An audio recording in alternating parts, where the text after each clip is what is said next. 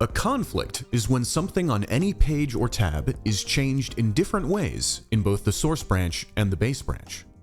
The conflict resolution interface organizes conflicts by page and gives you the option to resolve all conflicts in favor of one branch on a page-by-page basis. In this example, my conflict resolution UI identifies the conflict on this button. And as we perform this merge, we now have the option to select which changes we wish to incorporate from which branch. In this case, I've changed the color of the button to blue in my child branch, but in the parent branch, it's been set to green. I'll choose to continue the merge with my branch's change selected and complete the merge. And our changes have been successfully integrated from our source branch to our base branch.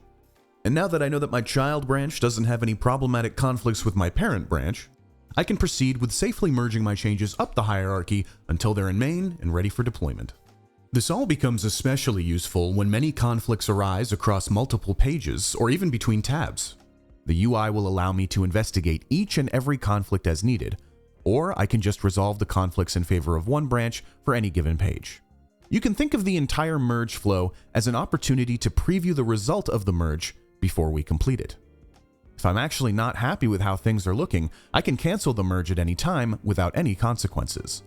Or, if I'm good, I can go ahead and complete the merge. And when it's time for another merge, I'll repeat the same process for all my other branches.